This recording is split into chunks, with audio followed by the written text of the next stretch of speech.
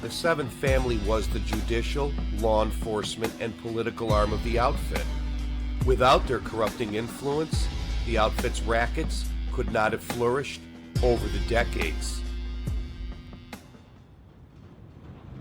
The most high-profile mob turncoat in the 1980s was Tokyo Joe Ken Ito. Ito was a unique figure in the outfit. He was actually the only outfit associate doing business with black street gangs in Chicago. In 1949, Ito moved to Chicago and set up an illegal gambling racket known as Balada. Balada is a type of lottery which was popular in the low-income communities. Ito took in $200,000 a week and paid $3,000 a week out in payoffs to corrupt Chicago cops. Ito wasn't a made man. He ranked as high as you could get in the outfit as an associate earner. In the early 1980s, Ken Ito's gambling operation was busted, and in 1983 he was convicted. On February 10th, weeks before he was to be sentenced, Ito was called to a meeting by Northside outfit capo Vincent Solano. Ito was a bit apprehensive about the meeting and feared he was going to be killed.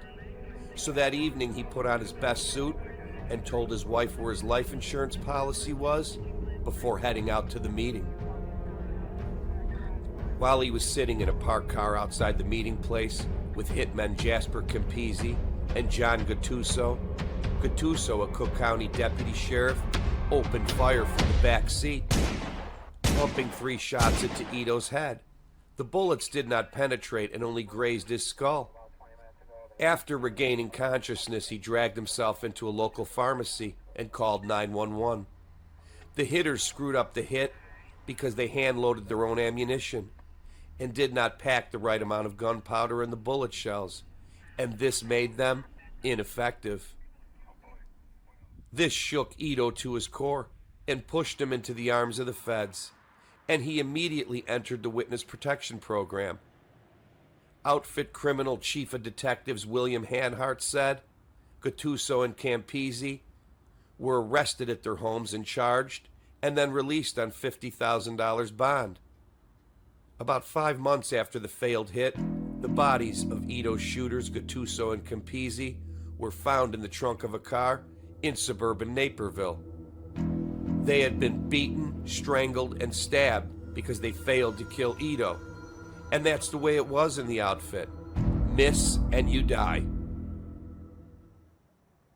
According to the feds, while Gattuso and Campisi were in police custody, they approached them and offered to place them in a witness protection program if they testified against the shot caller, Capo Vincent Solano.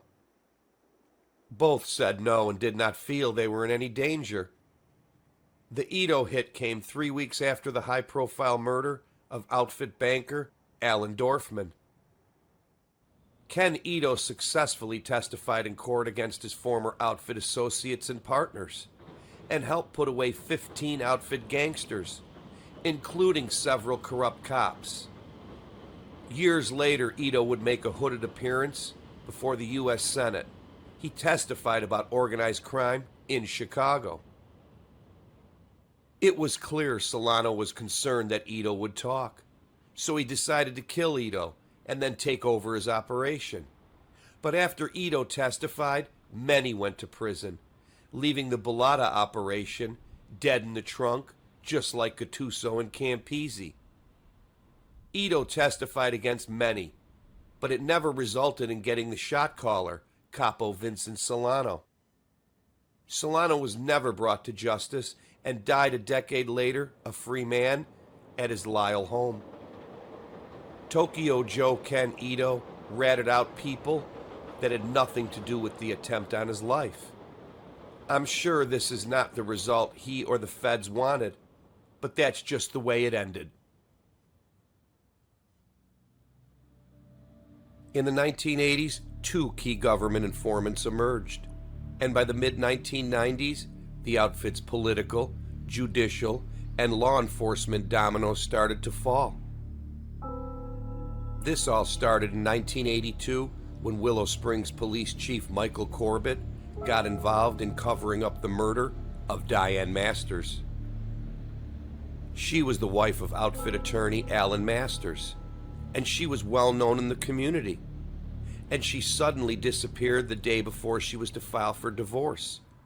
And 9 months after her disappearance, her body was found inside the trunk of her Cadillac at the bottom of the Chicago Sanitary Canal. Her head was crushed and 2.22 caliber bullets were found in her skull. The shell casings were also found in the trunk. She was beaten to death by her husband Alan Masters with a golf club. After the murder, Masters called Corbett, and he showed up with another man. Most likely, it was Lieutenant Tim Keating.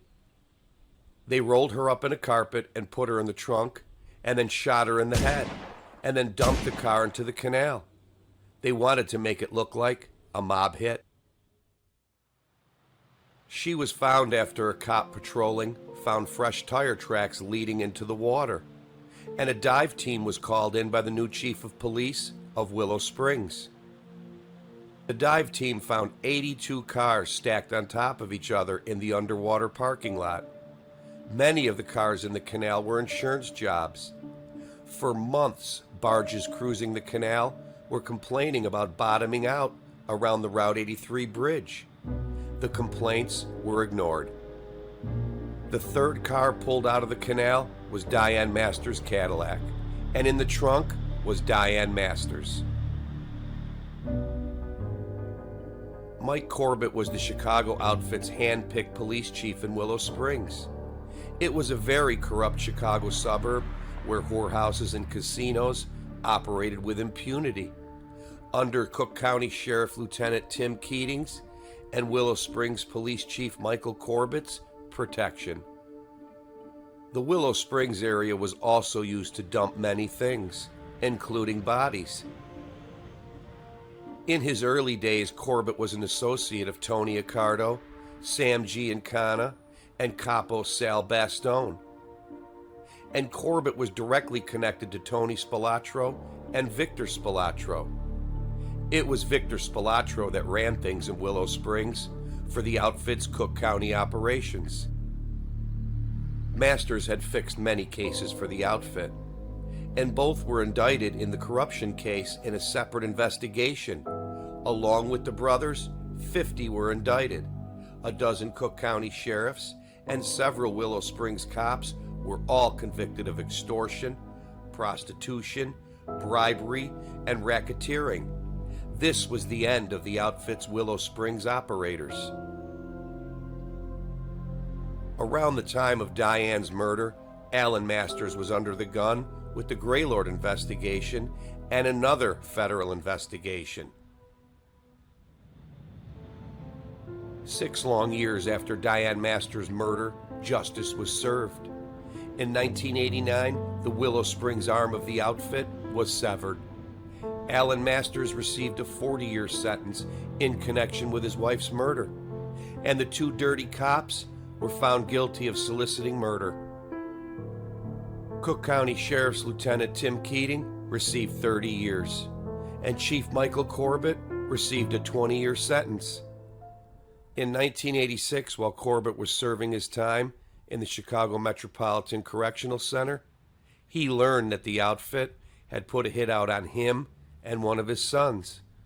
And Corbett claims this is the reason why he became an informant for the FBI.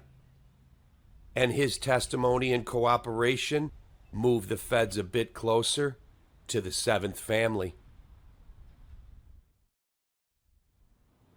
Around the same time Corbett was running his mouth to the feds in prison about the outfit, Christmas came early for the feds when ex-cop, outfit attorney, and fixer Bob Cooley strolled into the feds' Organized Crime Strike Force office and said, "I've decided to cooperate." The feds immediately wired Cooley up and Operation Gambit started, and the feds worked towards developing criminal cases against mobsters and corrupt politicians in the First Ward. The First Ward was the most powerful ward in the city, and the ward was home to Richard J. Daley and Richard M. Daley. Operation Gambit is short for gambling attorney. These two informants were linked to outfit political powerhouses here in Chicago. Cooley was their bagman that bribed judges to fix cases. He was a corrupter of the system, and he did this for 4 outfit political heavyweights: Pat Marcy, Democrat Committeeman John DiArco Jr., John DiArco Sr., and First Ward Alderman Freddie Rhodey. They were all involved up to their necks, including crooked judges and dirty cops. The feds found out through Cooley that First Ward political leaders held court at Counselor's Row restaurant in Booth 1, where the outfit politicians did business. The group was nicknamed the Literary Club. The restaurant was directly across the street from City Hall, so the feds decided to bug the booth and set up a video camera across from the table. And for a month, tape rolled until the bug wire was discovered by a busboy. And then it was removed by the feds, and the politicians that did business at the table acted like it was no big deal. But little did they know, the feds also had months of recordings by Cooley. And when all of the tapes were combined, they sunk the outfit's political crew. In 1989, the feds finally closed the investigation, and overnight Cooley just disappeared, and news about his deception leaked out, and panic shot through the political echelons of the outfit and Chicago's Democrat Party. There were no mob killings for 8 years after Cooley started talking. It was reported by the FBI the outfit put $1 million contract on Cooley's head, and the panic was warranted. And then the U.S. Attorney General announced the first wave of Gambit indictments. And now no one could deny that the outfit's corrupt influence in Chicago's leading politicians existed. John DiArco Jr., David Shields, Pasquale DeLeo, and Fred Rhodey were all convicted on corruption, racketeering, conspiracy, bribery, and extortion charges. Operation Gambit led to 9 federal trials throughout the 1990s. Some of the 24 pled guilty, and others were found guilty. And down the road, old guard gangsters like underboss Marco the Mover D'Amico were also indicted because of rat lawyer Bob Cooley. Cooley ran tape on D'Amico, and he was convicted in the sweeping racketeering case and received 12 years in prison. Exposed during the Gambit trials was the most corrupt judge on the bench, Cook County Judge Thomas J. Maloney. He was linked to a string of outfit gangsters and their associates. He was indicted in 1991, and in 1993 was convicted of fixing 3 state murder cases, and he was sentenced to 15 years. And after he served his sentence, Maloney died a free man in 2008. And during the other federal operation, Greylord, 17 judges, 48 lawyers, 8 policemen, 10 deputy sheriffs, 8 court officials, and 1 state legislator. Nearly all were convicted. Most of them pled guilty. These 2 investigations wiped out the outfit's stranglehold on Chicago. During the trial, a U.S. court judge said democracy in Chicago was the same as any other banana republic or corrupt regime. Fred Rhodey was by far the highest-ranking made outfit member to ever hold political office in Chicago. Rhodey's father, Bruno Rhodey Sr., was known as Bruno the Bomber. He was a soldier in the Capone mob. Over his outfit career, he was arrested and was suspected in 2 murder investigations. And Bruno the Bomber was the first capo of what became the 26th Street Chinatown crew. He owned a grocery store on 21st and Wentworth. His store was 6 blocks away from Capone's Lexington Hotel headquarters. Alderman Fred Rhodey was convicted on 11 counts. He got lucky and was acquitted of the most serious allegation, fixing a Chinatown murder trial in 1981. Rhodey was sentenced to 4 years, but only served 3 years. He spent 30 years in office. He was a state senator for 6 years and an alderman for 24 years. Rhodey was instrumental in appointing William Hanhart as chief of detectives of the Chicago Police Department. Hanhart was the Chicago outfit's biggest plant in the department. He had access to all records and ongoing investigations and kept the outfit informed. Hanhart was convicted in 2001 of masterminding a multi-million-dollar jewelry theft ring and was convicted and served 10 years in prison. Rhodey and Marcy were selling city jobs and placing mobsters and associates from Angelo LaPetria's Chinatown crew at the Chicago Streets and Sanitation Department and the Water Department. And these guys ran gambling operations out of the departments and robbed them blind. They stole fuel, oil, batteries, tires, damn near everything that wasn't nailed down.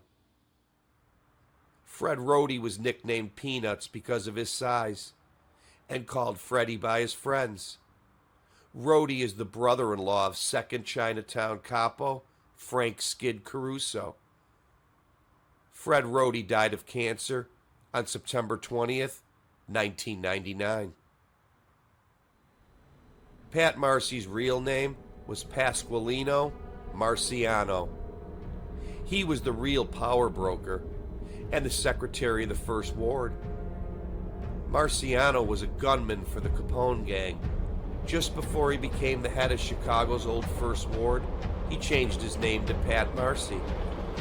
During this time, Marcy controlled everything from the governor on down for the outfit. Pat Marcy handpicked guys like Fred Rhodey, John DiArco Jr., John DiArco Sr., to sit in the seats of power while he and Tony Accardo and other capos pulled their strings. And there was nothing they could not get done. The biggest surprise in Operation Gambit was the suicide of retired Judge Frank Wilson. He shot himself to death at his Arizona retirement home in February of 1990. Robert Cooley testified that before notorious hitman Harry the Hook Ailman's trial started, he was approached by Pat Marcy and asked to take over as Ailman's lawyer. Cooley argued that he could easily win an acquittal by discrediting the witnesses during cross-examination, but Marcy insisted that the outfit bosses preferred a bench trial with a judge who could be bribed to acquit. Marcy made it clear to Cooley that if he accepted the job and failed to deliver, the outfit would murder him. He immediately thought of his close friend, Cook County Circuit Judge Frank J. Wilson. Cooley said he knew a judge who no one would ever suspect. So he approached Judge Wilson and offered him $10,000 to acquit Harry Ailman. Wilson agreed, but later requested more money to compensate for the risk. As a result, Ailman was acquitted in a bench trial. And this was the cost: $10,000 to let a murderer go, to murder again in Chicago. In 1990, Harry Ailman was re-indicted for the 1972 Logan murder that he was acquitted for. Harry the Hook Ailman fatally shot Teamsters official William Logan in his Chicago neighborhood. The reason for Logan's murder was he was obstructing Ailman's Wild Bunch crew from hijacking his union members' trucks. When they went to retry Ailman, they had him, and they weren't going to let the mass killer go this time, and they threw the book at him. He was convicted of the Logan murder and sentenced to 300 years in state prison. On May 15, 2010, Ailman died from lung cancer at Hill Correctional Center in Galesburg, Illinois.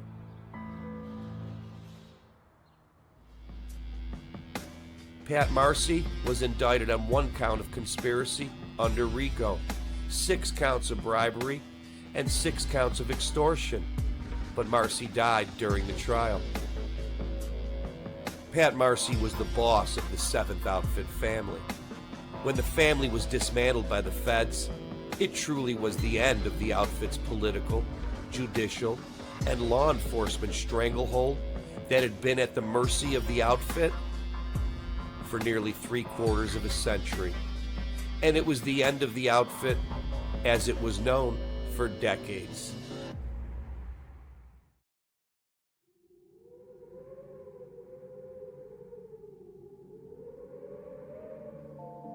At the turn of the century, in 1903, my great-grandparents came to the United States through Ellis Island. My great-grandfather, Martin Maggio, and my great-grandmother, Margherita de Prima, were from Sambuca, Sicily. In 1909, my grandparents were married in Kansas City, Missouri. Prior to their marriage, they settled in the Bridgeport neighborhood on the south side of Chicago. They had 7 children, 2 girls and 5 boys: Elizabeth, Ben, Mary, Joe, my grandfather, Marty, Tony, and Frank. When World War II broke out, 3 of the 5 brothers went off to war. Frank and Marty joined the Navy, and Tony the Army, and after 4 years of war, they all returned safely.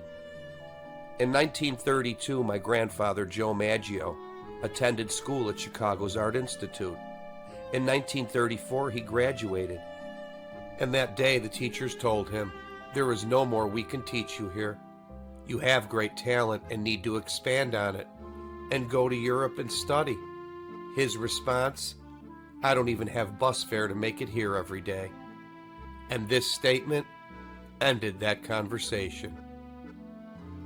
In the late 1930s, my grandfather met my grandmother, Angie Spagnola, and they were married in March of 1941. They had 3 children: Victor, Margaret, and Carol. My father, Victor Maggio, met Janice Zempic in the early 1960s, and they were married in December of 1963. They had 3 children: Michelle, Victor, and Joseph. The Maggio family has lived in the Bridgeport neighborhood for nearly 100 years.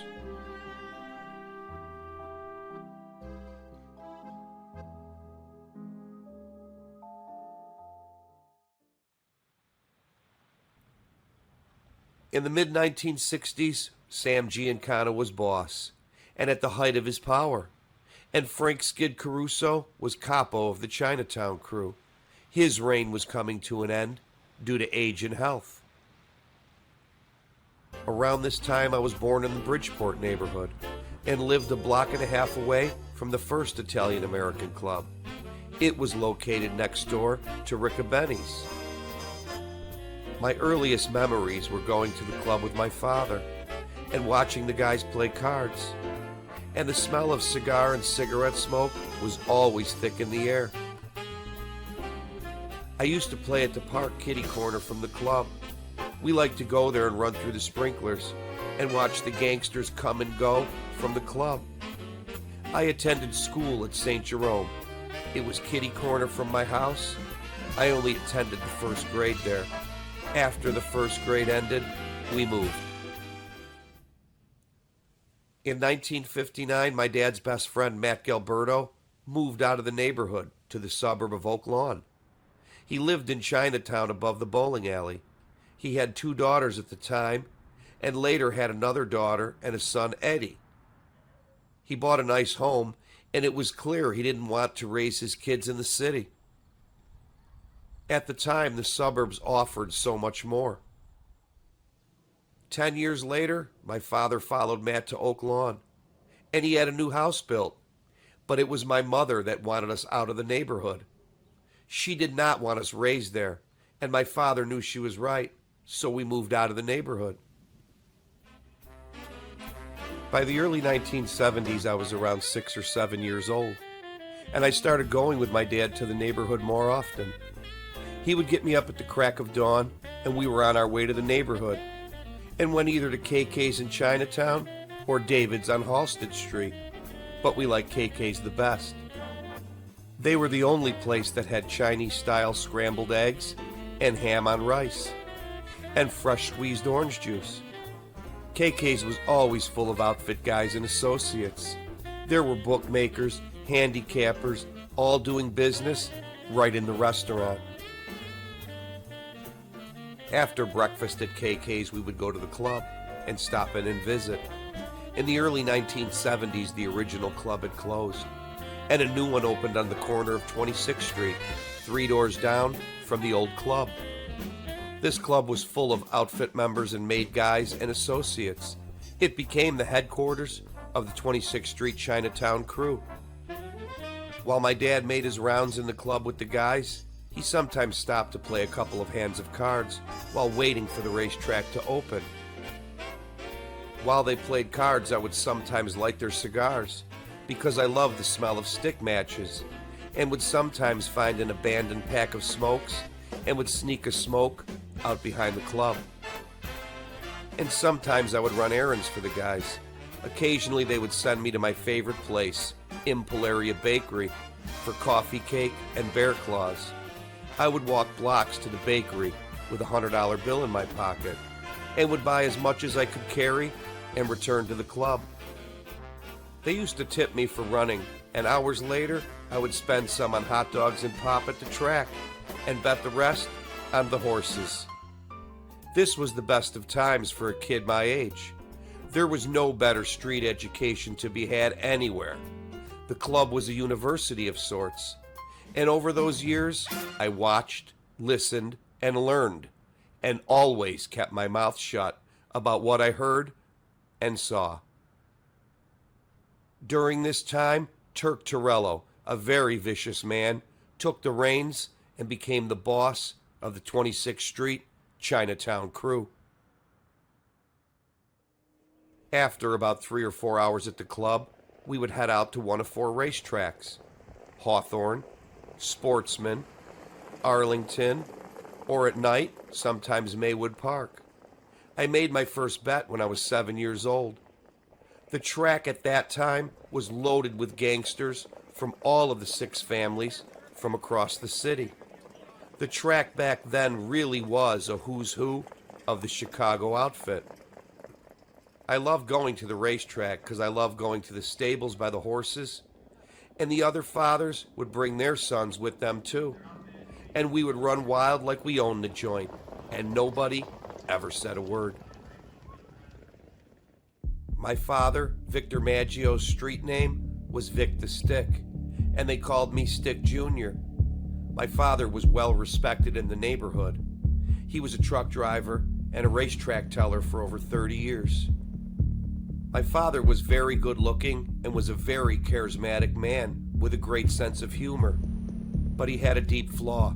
He was unpredictable and had one hell of a bad temper.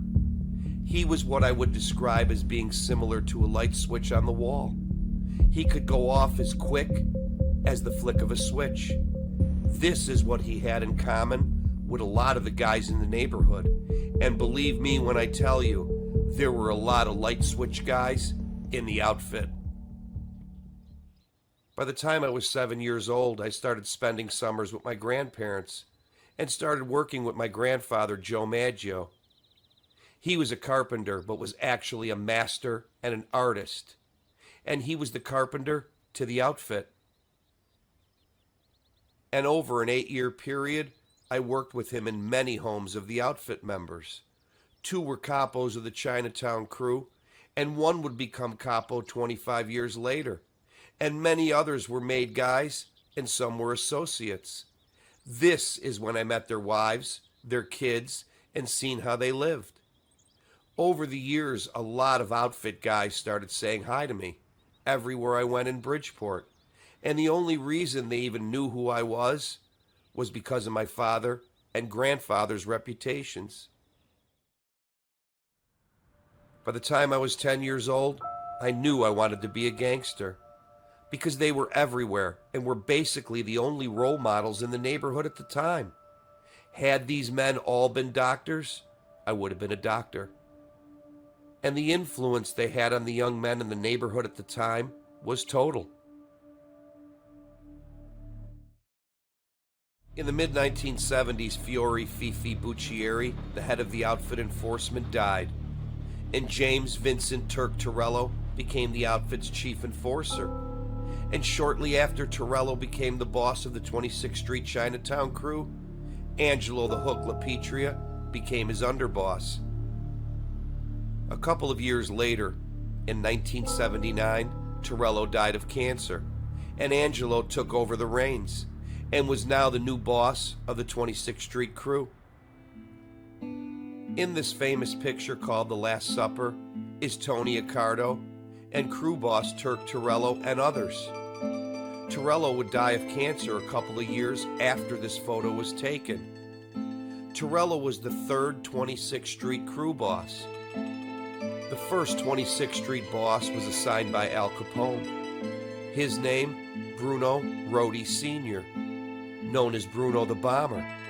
The second was Bruno's son-in-law, Frank Skid Caruso. In 1979, the fourth boss became Angelo the Hook LaPetria. And sitting at this table is Joey Iupa. He was acting boss at the time. Rush Street crew capo Dominic DeBella was dying of cancer. And to his right, his underboss, Vincent Solano. Upon DeBella's death, he would become capo of the Rush Street crew. Chicago Heights capo, Al Pilato. Underboss, Jackie Cerrone. Grand Avenue crew capo, Joey Lombardo. 26th Street Chinatown crew capo, Turk Torello. Northside capo, Joe DeVarco. And Suburban capo, Joseph Black Joe Amato. And boss of bosses, Tony Accardo. By the late 1970s, I was around 14 years old, and my dad would take me to the annual Italian-American Club party under the Expressway Viaduct next to the club. And this was where all the outfit guys would come together for the big party. They always raffled off a car from Joe Rizza, and it was a good time, and they always had great food. The only other time the group would come together was at club meetings or funerals. Every funeral I ever attended in the neighborhood with my dad, there were always a lot of outfit guys in attendance, paying their respects.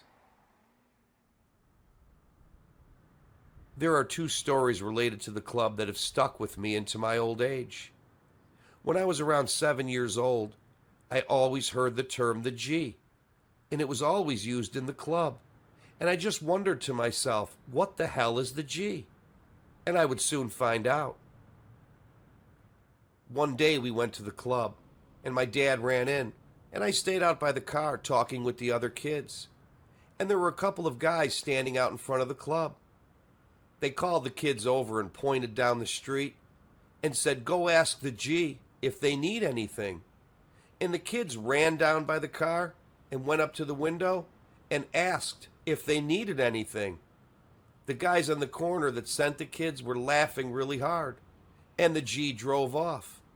And that day, I found out the G was the FBI. And I also found out from my dad, the chief rival of the outfit wasn't the local cops, it was the FBI. The term the G comes from G-men, minus the men. And the second story is from the last club party I attended under the viaduct. I was standing at the entrance by the Hungry Hound with one of the top outfit bookies' son.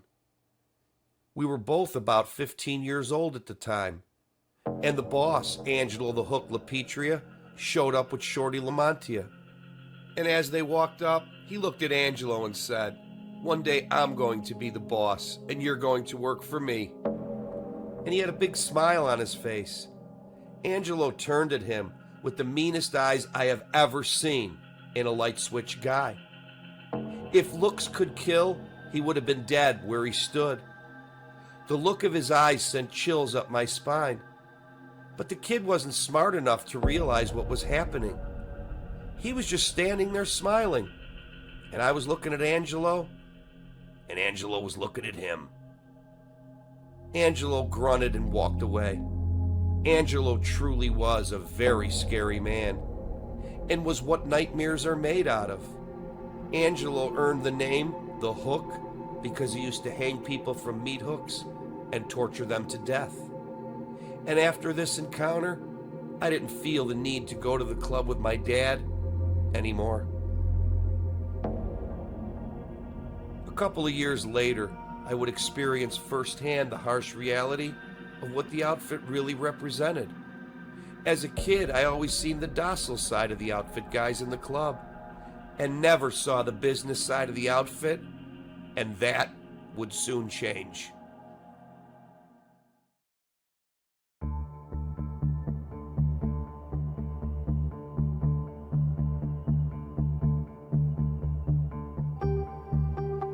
Since I was a very young boy, the men of the outfit were a big influence in molding my future, and not for the better. And one day I realized my error, and then suddenly changed course.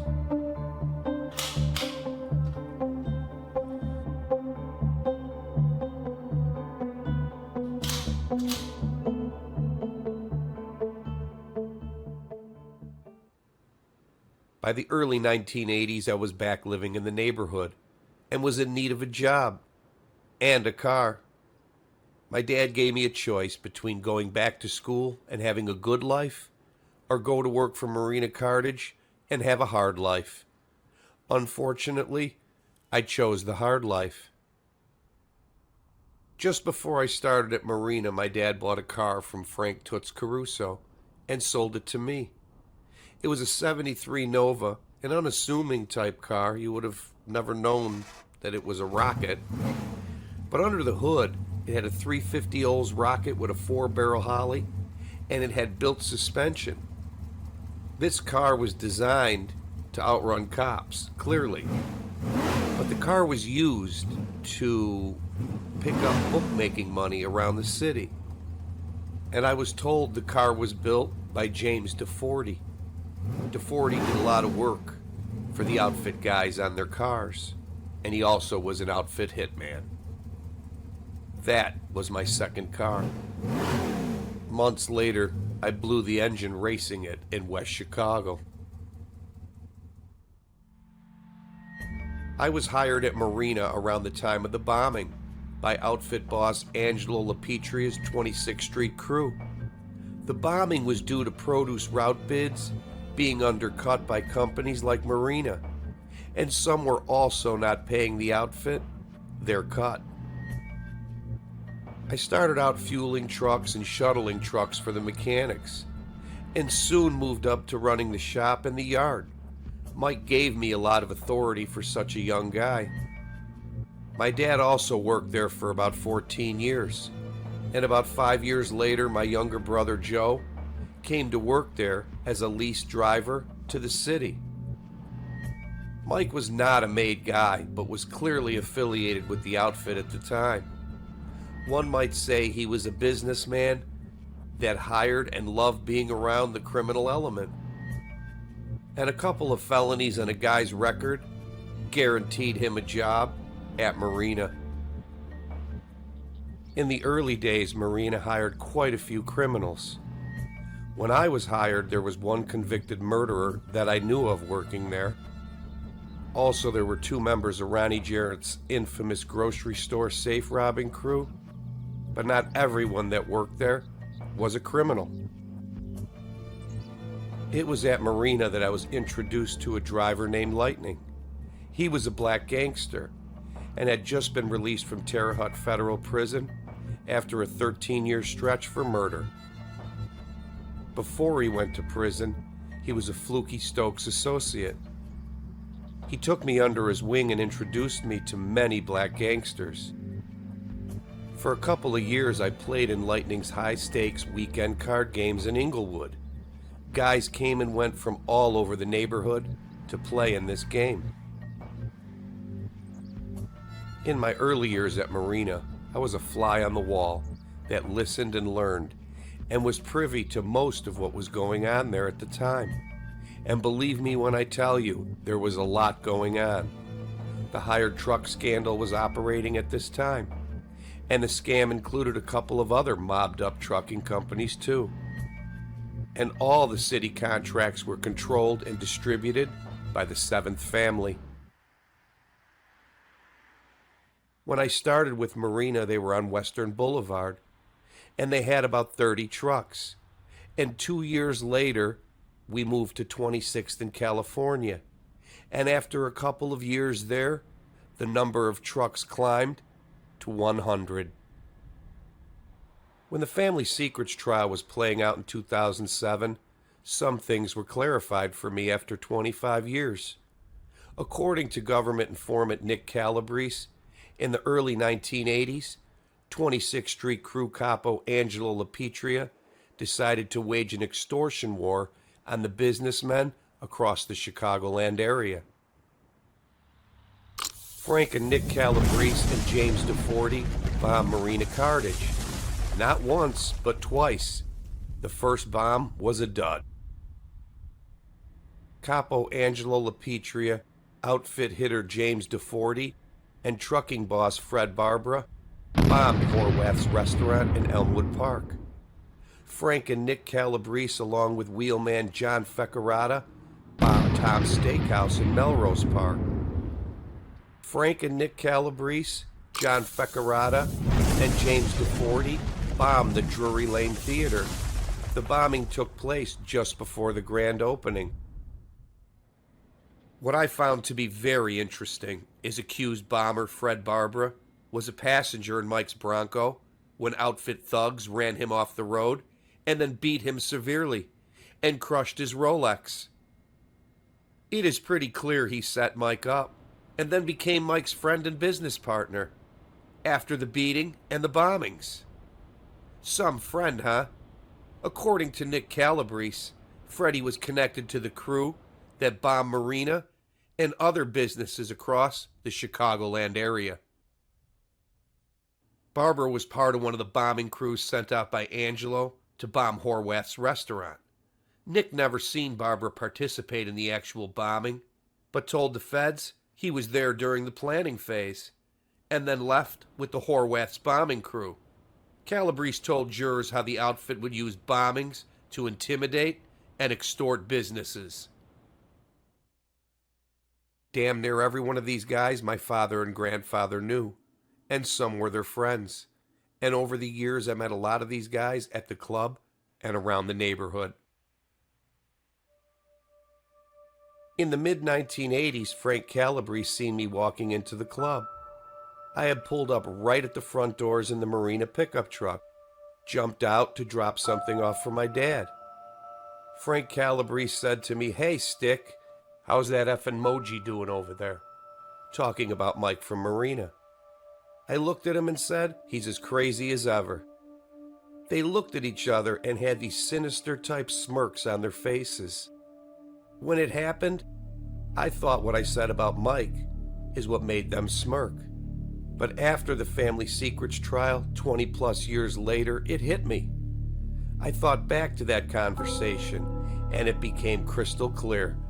They were smirking because they were the bombers and strong-arm guys that muscled Mike from Marina, and nobody outside the outfit's circle knew this.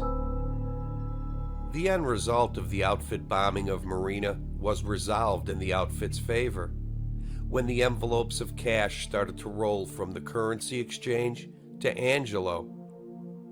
And mysteriously after this, the city contracts started to roll in, and many new trucks were bought to keep up with the streets and sanitation and water department contracts.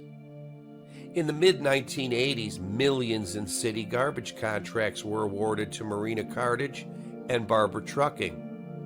Fred Barber was the CEO of Barber Trucking.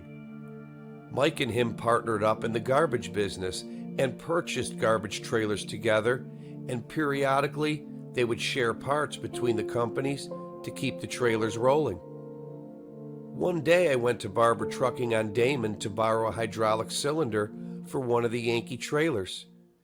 and Freddie came out and seemed pissed off. He then started yelling at me about parts that were not returned. Well, I personally returned them parts days before.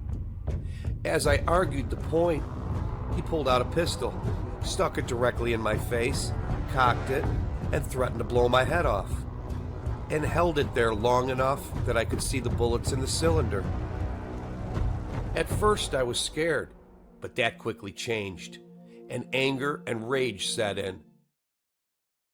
I left that shop with the intent of going back there to see him. When I got back to Marina, I told Mike what he did. He didn't seem to care, because Freddie was his business partner and was the direct link to the Seventh Family that was controlling and authorizing who received these city contracts. I told Mike I was going to get that little shit. And I was told by him, if you do anything to him, it'll be the last thing you ever do. And the reason why was because Freddie was a made guy.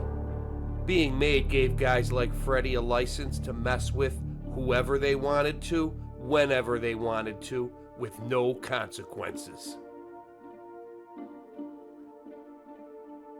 Fred Barber is the grandson of the first 26th Street Chinatown crew boss, Bruno the Bomber Rohde, and is also the nephew of Alderman Fred Rohde, second in command of the Seventh Family. Barber was about 5'3" and 130 pounds, and always had a lot to prove, due to his size. On multiple occasions I seen him playing the big man, waving the gun around, threatening people. What he did to me that day was for absolutely no reason. And this did not sit well with me. Right after this incident, and other incidents before this, it started to open my eyes to the true reality of guys like this. The writing on the wall was clear after the Freddie incident was brushed under the rug. I quickly learned there was no loyalty amongst these guys.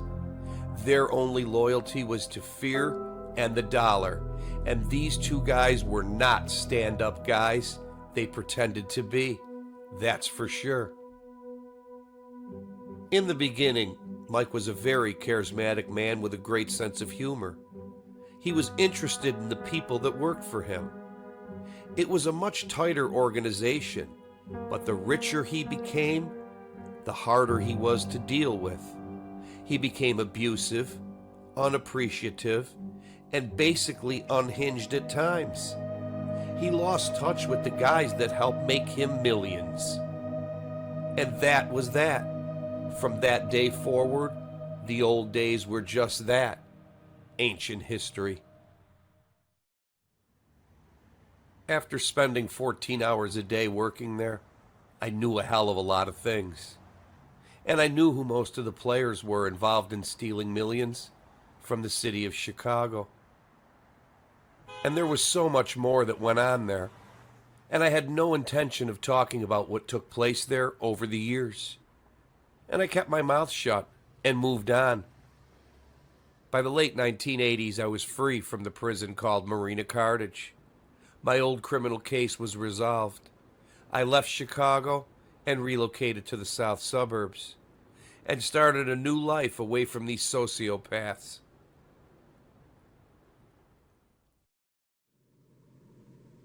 I left the Bridgeport neighborhood for a variety of reasons, but the main reason was the outfit structure that was in place there.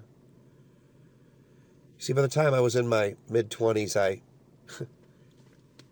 didn't want to join the outfit or really have any part of them because of what I seen and heard over the years.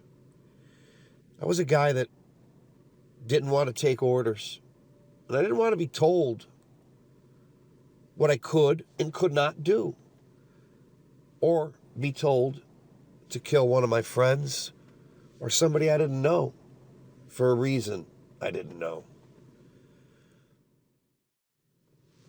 So when I came out to the suburbs, I set up my own thing, had a couple of new friends, and we got involved in some of the small rackets and did that for about 12 years.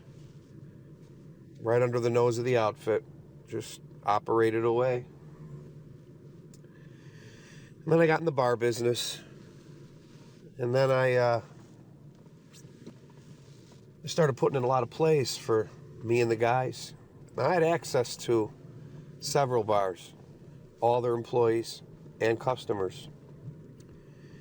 So I started putting in a lot of plays with this individual. And this individual called me and said, let's have a meeting. So I went and met with him, and there was another guy with him. He was connected to the Cicero crew.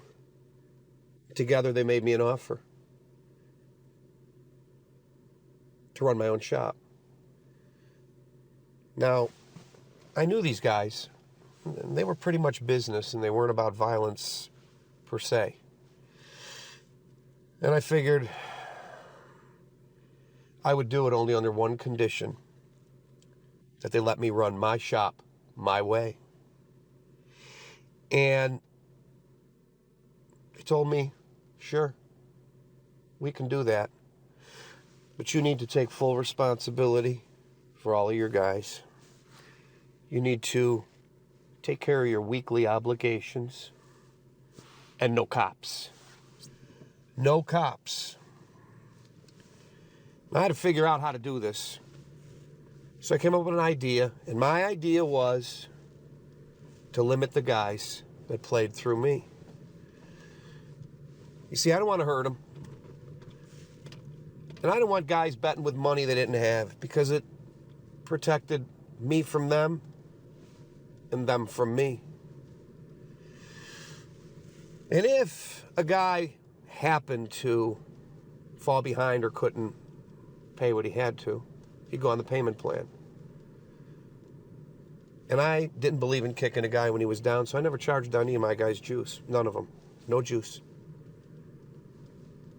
And this formula worked. It worked well. It kept me going for a long time.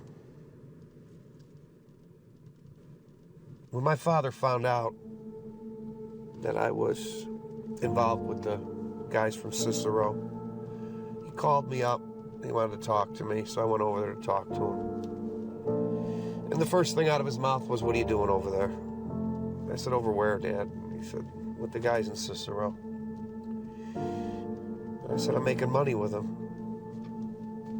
He said, "Why didn't you come to me? I could have set you up with one of the guys in the neighborhood." I didn't want that, because I knew the guys in the neighborhood. I didn't tell him that. But I said, "No, Dad, I don't want you involved, so I decided to do this on my own." He said, "If something happens to you over there, you know I'm not going to be able to help you." And I said, "Yeah, I know." He said, "If something were to happen here, I could help you." Meaning, in the Chinatown crew. He knew what all this entailed. He didn't want it for me in the end. He knew where it could end up. And he was just looking out for me. But we didn't talk for 2 years after that. After 7 years of bookmaking, I'd had enough. 20 plus years of being involved in the rackets. I had a dozen guys that worked with me. And due to a personal tragedy and seeing the writing on the wall, I knew my luck was running out. I turned my back on all of it. And I started Maggio News. A couple of months ago, that was in fact accurate. Became a journalist. Maggio News covered all the radical groups and riots across the country. And then, after about 2-3 years, I started Bloody Chicago. And the people close to me thought I lost my mind. They couldn't figure out why I was doing what I was doing. I didn't tell them why. And I ended up going directly from the frying pan into the fire.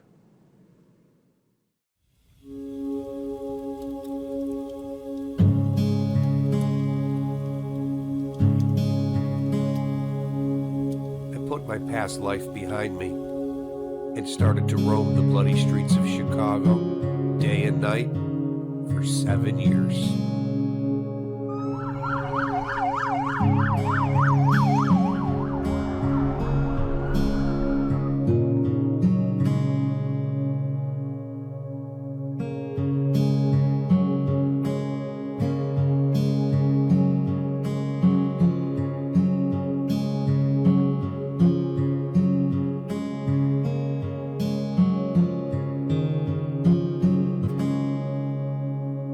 My previous life experiences did not prepare me like I thought they would for the sad journey through the valley of death.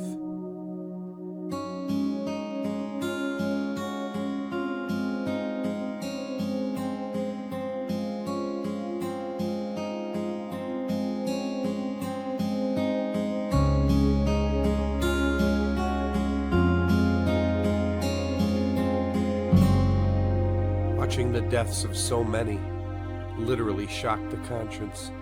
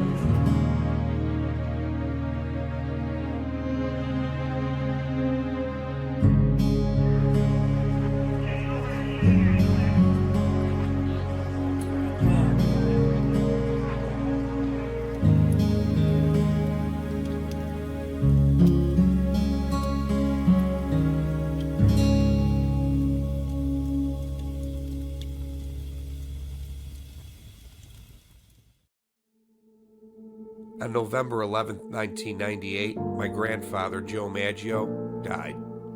His talent and our family's link to the old guard, his clients, died with him that day.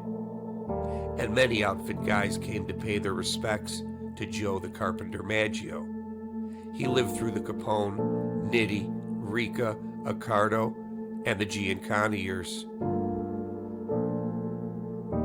In 2016, my father, Vic the Stick Maggio, died.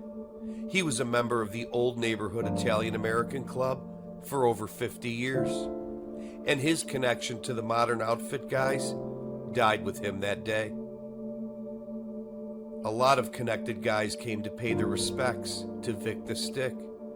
And this was the last time I saw any of the outfit guys again. My father lived through the Accardo, Giancana, El Doricio, Battaglia, and Iupa years. And I am the last member in my family with outfit history. And when I die, all of that history of ours dies with me.